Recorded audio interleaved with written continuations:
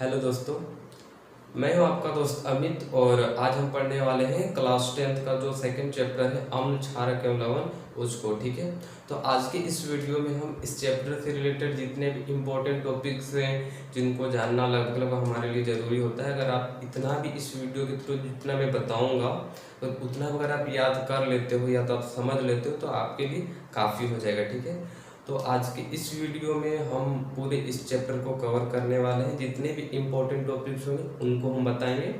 ठीक है, तो चलिए वीडियो को स्टार्ट करते हैं बिना किसी देरी के। तो इस चैप्टर का नाम क्या है? इस चैप्टर का नाम है अम्ल क्षारक एवं लवण। ठीक है, तो सबसे पहले हम जानते हैं कि अम्ल क्या होता है, क्योंकि पहले हम अम्ल को जानेंगे, फिर क्षारक को जानेंगे, फिर लवण को जानेंगे। तो चलिए सबसे पहले हम स्टार्ट करते हैं। तो हम जानते हैं कि अम्ल के बारे में जानेंगे। ठीक है, तो अम्ल क्या है, तो चलिए स्टार्ट करते हैं। तो सबसे पहले हम जानते हैं अम्ल क्या है। ठीक है, तो यार अम्ल एक प्रकार का तो कोई पदार्थ ही होगा ना। तो अम्ल क्या है, तो अम्ल क्या है, तो अम्ल वो पदार्थ होता है जो जल में घुलकर H+ आयन देते हैं। ठीक है, यानी जब आप किसी भी अम्ल को जल में घोलोगे तो आपको H+ आयन देगा। ठीक है, तो उसी को हम यहाँ लिख लेते हैं। अम्ल क्या है, तो अम्ल अम्ल वे पदार्थ हैं जो जल में घुलकर H+ आयन देते हैं। ठीक है, यानी कि जब आप किसी अम्ल को जल में घोलोगे तो आपको क्या देगा, H+ आयन देंगे। ठीक है, देते हैं। ये तो आपको पता होगा, आपने पढ़ा भी होगा। ठीक है, जैसे कि एग्जाम्पल में हम ले लेते हैं HCl का। HCl को जब आप जल पे घोलोगे तो आपको क्या देगा, H+ आयन देगा और Cl- यानी इसको तोड़ देता है और आपको मिल जाएगा H+ आयन। यानी कि HCl एक प्रकार का हमारा अम्ल है, तभी तो हमको मिला H+ आयन। ठीक है, अब इसके कुछ गुण होते हैं, गुण के बारे में जानते हैं अम्ल के बारे में। तो अम्ल बेसिकली क्या होता है ना कि अम्ल क्या होते हैं, खट्टे होते हैं। क्या होते हैं अम्ल, तो अम्ल जो होते हैं वो कैसे होते हैं, खट्टे होते हैं, खट्टे होते हैं।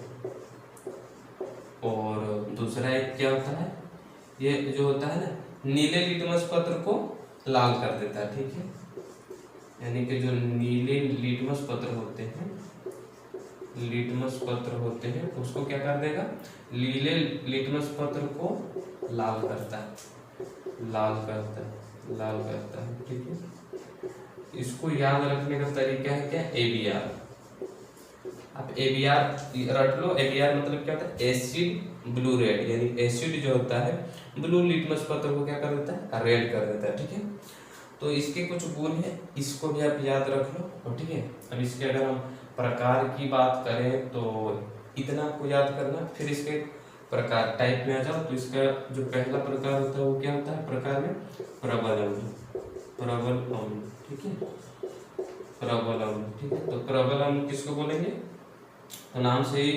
और इसका जो दूसरा होता है वो क्या होता है, दुर्बल अम्ल। प्रबल का मतलब क्या लग रहा है कि काफी ताकतवर होगा, बस वैसे ही कुछ। ठीक है, दुर्बल अम्ल, इसका दो प्रकार होता है, प्रबल अम्ल और दुर्बल अम्ल। ठीक है, तो प्रबल अम्ल किसको बोलेंगे, तो जो जल में घुलकर अधिक H+ आयन देगा। क्या देता है ये, जल में घुलकर अधिक H+ आयन देता है, अधिक H+ आयन देता है। और ये क्या करता है, कम H+ आयन देगा। ठीक है, जब इसको आप जल में घोलोगे तो क्या होगा, कम H+ आयन देगा। ठीक है, आयन देता है, कम H+ आयन देता है। ठीक है, अब इसके भी कुछ एग्जाम्पल है कि भाई किन किन अम्लों को हम प्रबल में रखते हैं, किन किन को हम दुर्बल में रखेंगे। तो एक्सपेरिमेंट होता है, तो मतलब हम लिख देते हैं कि प्रबल अम्ल में कौन से आएंगे। तो पहला आएगा हमारा HCl आ जाएगा, ये भी हमारा प्रबल अम्ल का एग्जाम्पल है। दूसरा क्या आता है, तो दूसरा हमारा जो प्रबल अम्ल का एग्जाम्पल है क्या होता है, H2SO4, ये भी प्रबल अम्ल है। ठीक है, इसी प्रकार दुर्बल अम्ल का जो एग्जाम्पल होगा पहला क्या हो जाएगा, H2CO3। और दूसरा एग्जाम्पल हम देखें तो क्या आता है, CH3COOH, ठीक है। तो अम्ल के बारे में बेसिकली अगर इतना चीज़ अगर याद कर लेते हैं, तो इतना अगर हम जान लेते हैं तो हमारे काम लायक चीज़ है, ठीक है। तो ये हमारे अम्ल के बारे में हो गया। अब हम क्षार के बारे में जानेंगे, क्योंकि इतना ही है। अम्ल क्या होता है, तो अम्ल जो जल में घुलकर H+ आयन देगा उसको अम्ल बोलेंगे। अम्ल खट्टा होता है और नीले लिटमस पदार्थ को लाल कर देता है। प्रबल अम्ल होते हैं और एक दुर्बल अम्ल, ठीक है। तो इतना सारा अगर आपके पास अगर इतना कुछ अगर हमेशा के लिए याद रहता है तो लगभग ये काम है, ठीक है। तो इस वीडियो में हम ऐसे ही सारे टॉपिक्स को जानने का कोशिश करेंगे। उसके बाद इसका जो नेक्स्ट पार्ट आएगा उसमें हम जितने सारे MCQ होते हैं सारे MCQ उसमें कवर करेंगे, ठीक है। अब हम जानते हैं क्षारक के बारे में, ठीक है। अब मेरा कंप्लीट हो गया। अब हम जानेंगे क्षारक के बारे में। तो क्षारक क्या है, तो क्षारक एक प्रकार का पदार्थ होता है। तो क्षारक एक प्रकार का वैसा पदार्थ होता है जो जल में घुलकर OH- आयन देता है। ये क्या करता था, जल में घुलकर H+ आयन देता था, वो क्या करेगा, जल में घुलकर OH- आयन देगा, ठीक है। तो हम लिख सकते हैं इसे क्षारक वो पदार्थ है जो जल में घुलकर OH- आयन देते हैं, ठीक है। ये हो गया क्षारक का। अगर इसके एग्जाम्पल है तो जैसे हमारा NaOH एक प्रकार का क्षारक है। जब आप इसको जल में मिलाओगे तो ये क्या करता है, तो Na क्षारक क्या करेगा, Na+ आयन देगा और OH- आयन देगा, ठीक है। तो ये क्या होता है, OH- आयन देगा। चूंकि ये OH- आयन दिया इसलिए क्या हो गया, क्षारक हो गया, ठीक है। अब क्षारक के भी कुछ गुण होते हैं, जिसका भी एक पहला गुण अगर हम देखें तो क्या होता है, क्षारक इस स्वाद में क्या होता है, वो खट्टा होता था, इस स्वाद में कड़वा होता है, ठीक है, कड़वा होता है। क्षारक जो है स्वाद में कड़वा होता है, ठीक है। ये क्या करता है, ये लिटमस पत्र के साथ कैसा बिहेव करेगा, तो ये क्या करेगा, ये लाल लिटमस पत्र को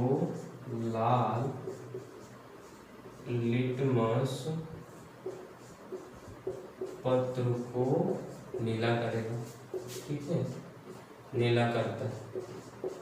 इसको कैसे याद रखोगे, क्योंकि दोनों में थोड़ा सा बहुत लगेगा कि कौन लाल पीला कर रहा है, ये थोड़ा, तो इसलिए इसको याद करने के लिए BRB यानी कि जो बेस होता है, BRB याद रखना, एक ABR याद रखना, यानी कि एसिड जो होता है वो ब्लू को रेड में करता है, और BRB मतलब बेस जो होता है वो रेड को ब्लू में करता है, ठीक है। तो ये दो चीजें आपको याद रखनी, ठीक है। फिर उसी प्रकार इसका प्रकार आप देखो, तो प्रकार में आप इसको लिख सकते हो कि ऐसे कितने प्रकार होते हैं भाई। तो अगर आप प्रकार देखो तो कितना है, एक हमारा पहले क्या था उसमें प्रबल, इसमें भी हो जाएगा प्रबल क्षार हो जाएगा, ठीक है। फिर दूसरा क्या जाएगा, दुर्बल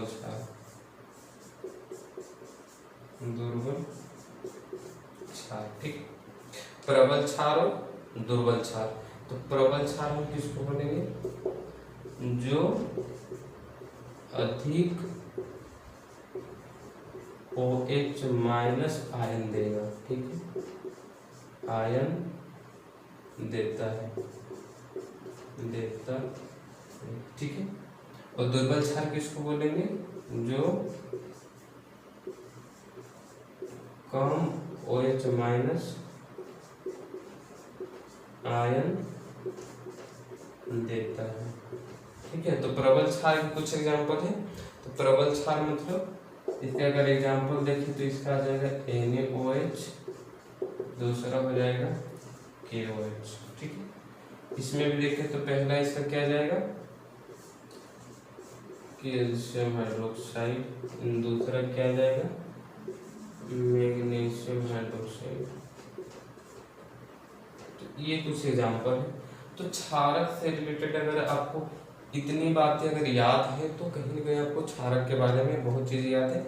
लगभग आप इतना कुछ अगर याद रखते हो तो कहीं के इसी से ऑब्जेक्टिव वगैरह जितने भी MCQ बनते हैं लगभग इन्हीं से बनते हैं, ठीक है। तो ये हमारे लिए इतना भी काफ़ी है।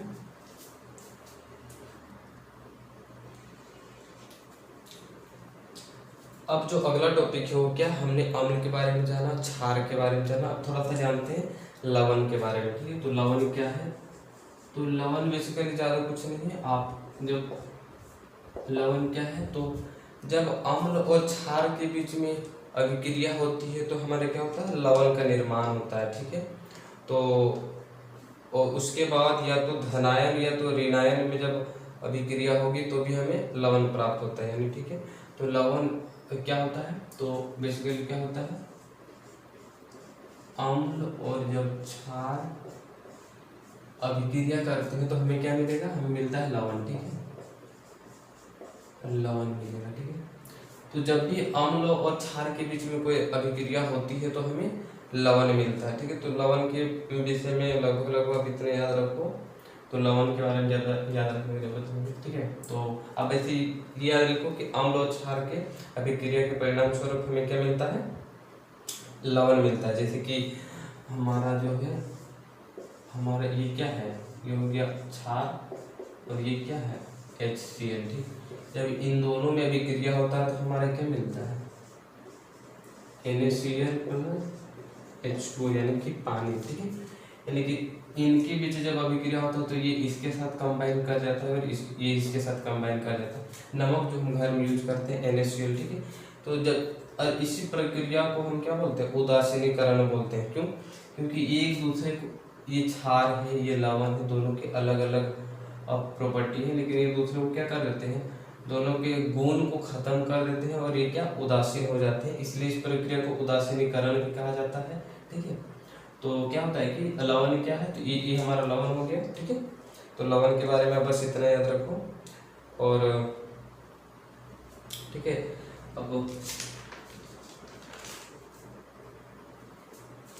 अगला जो चीज है जिसको हमें याद करना है, जिसको हमें समझना, वो क्या है, सूचक। एक सूचक होता है, सूचक का मतलब क्या आपके दिमाग में क्या, सूचक मतलब सूचना देने वाला। तो बस सूचक से, सूचक के नाम से क्या आता है कि ये सूचना देता, तो कैसा सूचना देता है। ठीक है, तो अब हम जानते हैं सूचक किसको बोलेंगे। ठीक है, सूचक, सूचक का मतलब क्या होता है, सूचना देने वाला। कैसा सूचना देता है, तो वैसे पदार्थ, ये भी एक प्रकार का तो पदार्थ ही होता है ना, तो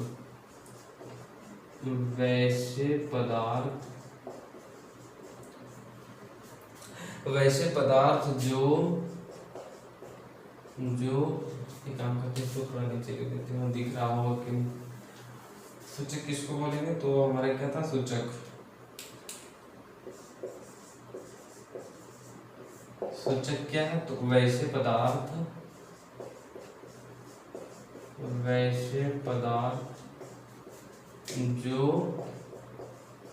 विलयन यानी कोई भी किसी चीज का जो घोल रहेगा ना, तो वैसे पदार्थ जो विलयन की प्रकृति बताते हैं, जो विलयन की प्रकृति बताते हैं। ठीक है, प्रकृति बताते हैं, उसको हम क्या बोलेंगे, सूचक। वैसे पदार्थ जो विलयन की प्रकृति बताते हैं उसको हम क्या बोलेंगे, सूचक। ठीक है, यानी कि आप जैसे कि हमने कहा कि क्षारक जो होता है वो कड़वा होता है, तो आप हर चीज़ को तो नहीं ना चख सकते हो, क्योंकि बहुत चीज़ होता है डेंजरस होता है, खतरनाक होता है, तो आपके लिए वो खतरा हो सकता है। इसलिए हम सूचक का यूज करते हैं कि कुछ ऐसा सूचक बताओ भाई जिसका यूज करके हम पता कर सके कि अम्ल है या तो क्षारक। जैसे कि एसिड वगैरह जो होता है वो सब कितना खतरनाक होता है, तो इसलिए सिर्फ सूचक का यूज करते हैं। तो सूचक के बेसिकली 3 प्रकार है। तो पहला सूचक हमारा क्या हो जाएगा, प्राकृतिक सूचक।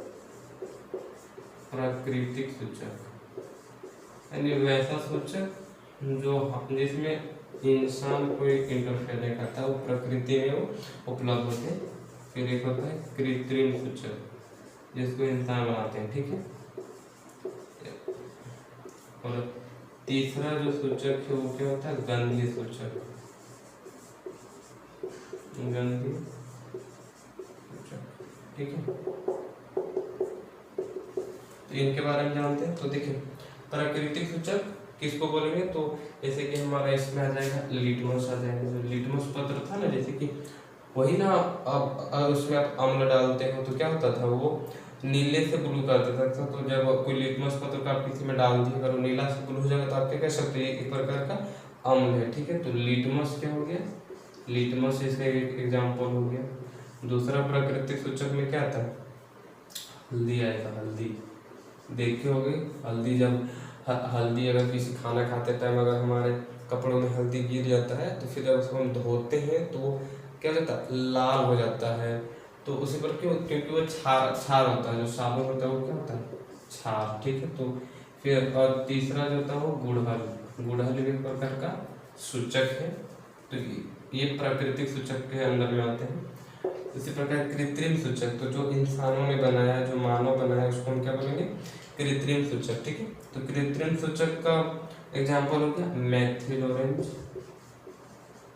मेथिल ऑरेंज, ठीक है, क्या होगा, मेथिल ऑरेंज। फिर अगर इसका हम देखें तो दूसरा चीज आता है वो क्या था, फिनोल्फ्थेलिन होता है एक, फिनोल्फ्थेलिन। फिनोल्फ्थेलिन, ये चीज आपको याद करना है, सूचक काम आएगा। ठीक है, उसी प्रकार गंध सूचक, तो गंध सूचक का एग्जाम्पल आ जाएगा लौंग। ठीक है, तो जो लौंग होते हैं, लौंग तथा लौंग का जो तेल होता है वो भी एक प्रकार का सूचक है। तथा प्याज जो होता है, प्याज को सूंघ के प्याज का भी उपयोग किया जाता है सूचक के रूप में। ठीक है, तो ये हमारा हो गया सूचक। तो सूचक से रिलेटेड इतनी चीज़ अगर आप याद रख लेते हो तो ये भी एमसीक्यू में आ जाते हैं।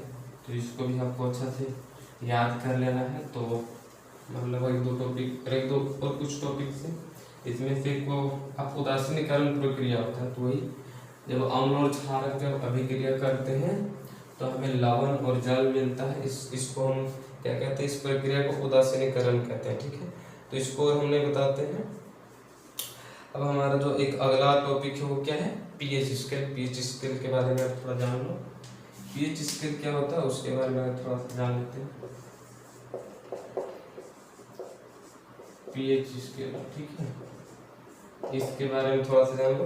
तो पीएच स्केल क्या होता है, तो किसी विलयन में उपस्थित हाइड्रोजन आयन की सांद्रता को ज्ञात करने के लिए एक स्केल को विकसित किया गया है, जिसको हम पीएच स्केल बोलते हैं। ठीक है, यानी किसी विलयन में कितना हाइड्रोजन आयन है उसकी सांद्रता को हम ज्ञात करने के लिए एक स्केल, यानी कि हमने कुछ बनाया मशीन, उसको हम क्या बोलते हैं, पीएच स्केल बोलते हैं। ठीक है, और पीएच स्केल का वैल्यू क्या होता है, पीएच स्केल का जो वैल्यू होता है वो कितना होता है, 0 से 14 तक होता है। तो हम पीएच स्केल क्या है, तो पीएच स्केल के बारे में लिखेंगे कि किसी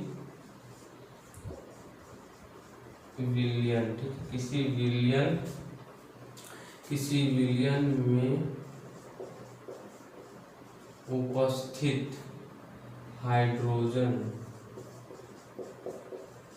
आयन की सांद्रता को ज्ञात करने के लिए एक स्केल विकसित किया गया है। स्केल विकसित किया गया है, जिसको हम क्या बोलते हैं, जिसको पीएच स्केल कहते हैं। पीएच स्केल कहते हैं। ठीक है, पीएच स्केल क्या है, एक प्रकार का ज्ञात किया गया डिवाइस है। तो किसी विलयन में उपस्थित हाइड्रोजन आयन की सांद्रता को ज्ञात करने के लिए, जैसे कि अगर आप देखोगे आप क्षार में, तो क्षार का जब विलयन बनाओगे तो वहाँ पे हाइड्रोजन आयन की सांद्रता ज्ञात कर सकते हैं ना, उसमें तो उसमें जल्दी मिलेगा नहीं। अम्ल में बहुत ज़्यादा मिलेगा, तो जिसमें बहुत ज़्यादा मिलेगा उसको हम क्या बोलते हैं, अम्ल बोलेंगे। उसमें अगर वो ज़्यादा पूछे तो क्या, प्रबल अम्ल होता है। ठीक है, तो हाइड्रोजन आयन की सांद्रता को ये ज्ञात करता है। ठीक है, तो आपको याद क्या रखना है कि पीएच स्केल का वैल्यू होता है 0 से 1। तो बेसिकली आप पीएच स्केल ऐसे रहेगा। ठीक है, तो यहाँ इसका मान 0 और यहाँ पे 40, इसका आधा करोगे तो आएगा 70। तो यहाँ से यहाँ तक होता है ना, इधर आप देखोगे तो इधर क्या आएगा, इधर अगर इसका वैल्यू आप लिखो तो क्या होता है कि अगर पीएच स्केल में अगर इसका वैल्यू पीएच स्केल में अगर पीएच स्केल में किसी विलयन का वैल्यू 7 आता है तो क्या होता था, वो होता था उदासीन, ठीक है। उसकी प्रकृति कैसे, वो उदासीन होगा, ठीक है। अगर पीएच स्केल में इसका जो वैल्यू, पीएच स्केल में जो वैल्यू है 7 से कम है, 7 से कम रहेगा तो उसका क्या होगा, वो अम्ल रहेगा, ठीक है। इसको हम क्या बोलेंगे, अम्ल। 7 से कम रहेगा तो अम्ल, और पीएच स्केल में पीएच का जो वैल्यू 7 से ज़्यादा रहेगा तो उसको क्या बोलेंगे, क्षारक, ठीक है। ये चीज़ आपको याद रखना है, यानी कि इधर जो होगा 7 से कम, यानी इधर, यानी कि प्रबल अम्ल इधर होगा, प्रबल अम्ल हमारा इधर आ जाएगा, फिर इधर धीरे धीरे जाओगे तो इधर दुर्बल अम्ल आओगे, यहाँ के आप उदासीन हो जाओगे, फिर इधर आपका दुर्बल क्षार हो जाएगा, फिर उधर जाते जाते इधर क्या जाएगा, इधर प्रबल क्षार आपको मिल जाएगा, ठीक है। प्रबल क्षार इधर जाओगे, इधर जाओगे तो दुर्बल क्षार अम्ल मिलेगा, फिर यहाँ के उदासीन हो जाएगा, ये न्यूट्रल हो जाता है, ठीक है। तो आपको ये याद रखना है, और ये डाटा आप याद रख सकते हो कि जिस विलयन की सांद्रता का जो वैल्यू है अगर 7 रहेगा तो कितना हो जाएगा, उदासीन होगा, 7 से कम होगा तो अम्ल होगा, और 7 से ज़्यादा हो गया तो फिर उसको हम क्या बोलेंगे, उसको हम क्षारक बोलेंगे। तो आपको ये चीज़ याद रखनी है, ठीक है। उसके बाद अब आपको कुछ चीज़ें बता रहे हैं नमक के बारे में, साधारण नमक के बारे में। क्या होता है कि कुछ रसायन होते हैं उनके बारे में बताएंगे, तो ठीक है। तो चलिए वो आगे बताते हैं। हमारे इतना था, फिर आपको पीएच स्केल के बारे में इतना कुछ याद कर लेना है, ठीक है। अब आगे आएगा कुछ चीज जिसको मतलब साधारण नमक से रसायन। जो साधारण नमक होता है, साधारण नमक से हमारा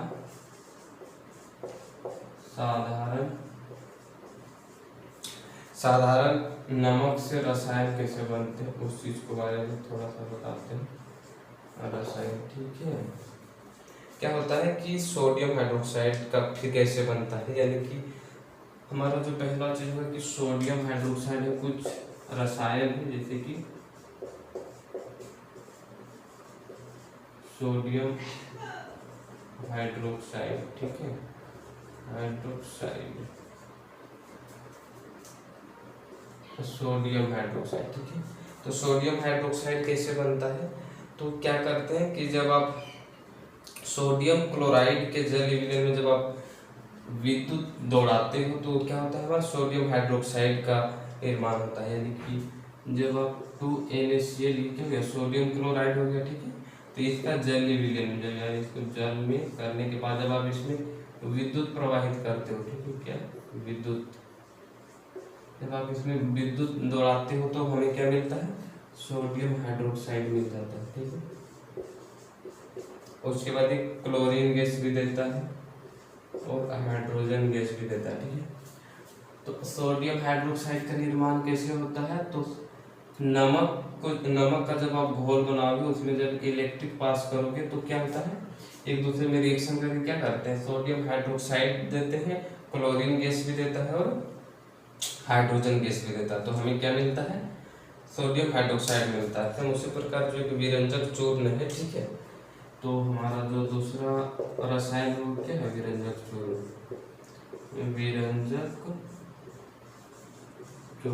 विरंजक चूर्ण हमें कैसे मिलता है, तो इस रिएक्शन में जो क्लोरीन गैस निकलता है उसी से बनता है। तो क्या करते हैं कि जब आप क्लोरीन गैस को जब आप कैल्शियम हाइड्रोक्साइड में क्या होता है कि जब विरंजक चूर्ण यानी कि कैल्शियम हाइड्रोक्साइड में जब क्लोरीन गैस को पास कराया जाता है तो हमें विरंजक चूर्ण मिलता है, ठीक है। तो जैसे कि ये हो गया हमारा कैल्शियम हाइड्रोक्साइड, अगर आप इसको क्लोरीन गैस इसमें पास कराओगे तो हमें क्या मिलेगा, हमें मिलेगा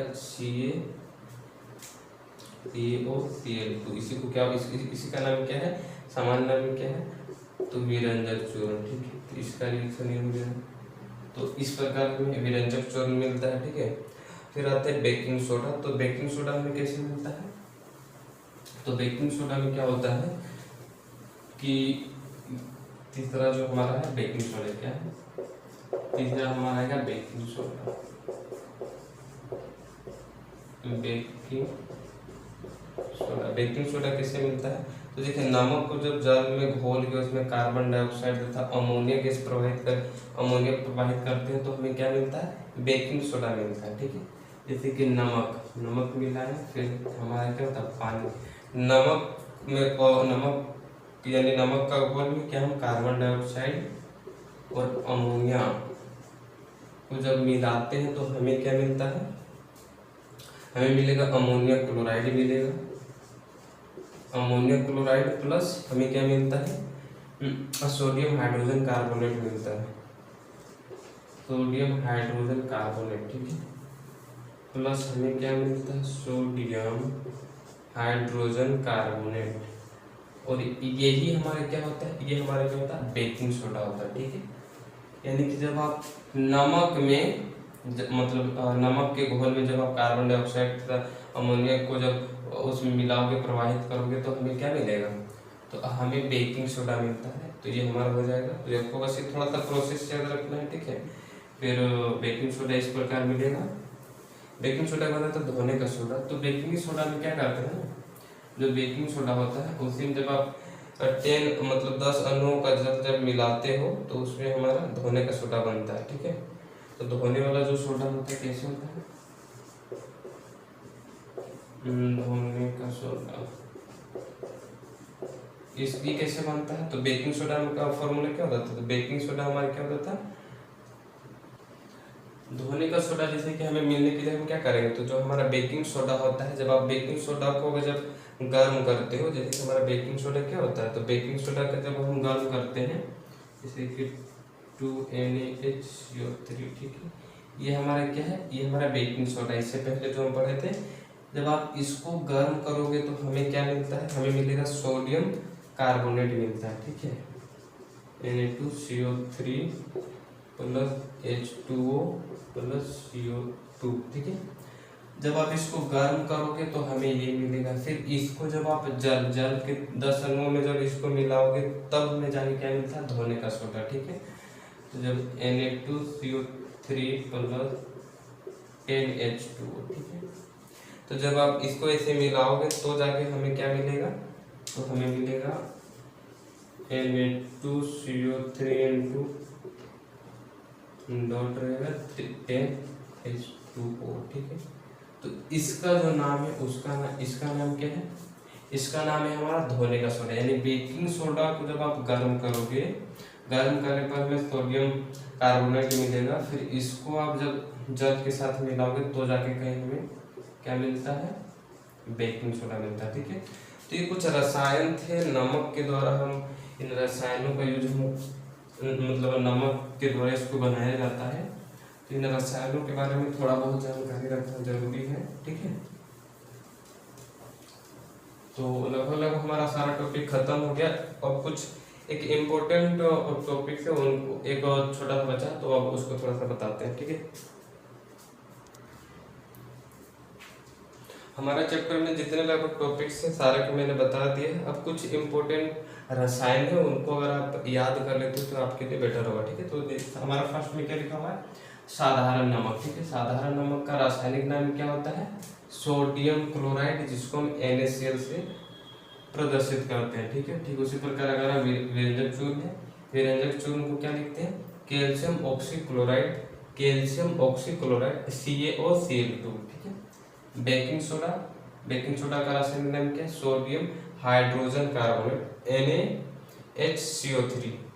धोने का सोडा का रासायनिक नाम क्या है? तो सोडियम कार्बोनेट डेकाहाइड्रेट, यानी कि Na2CO3 डॉट 10H2O। ठीक है, उसी प्रकार प्लास्टर ऑफ पेरिस का कैल्शियम सल्फेट अर्धहाइड्रेट और जिप्सम का अर्धहाइड्रेट, यानी कि CaSO4 1/2H2O और इसका CaSO4 2H2O। तो अगर आप इस चीज को याद कर लेते हो तो काफी चांस है कि 1-2 क्वेश्चन आपको मिल जाएंगे। तो ये हमारा जो अम्ल क्षार अवलवन का जो चैप्टर था ये कंप्लीट हो गया। इसमें जो जितने भी इम्पोर्टेंट चीज थे उनको मैंने बता दिया। कम से कम इसको आप याद कर लीजिए, और इसका जो नेक्स्ट पार्ट आएगा उसमें हम क्या करेंगे?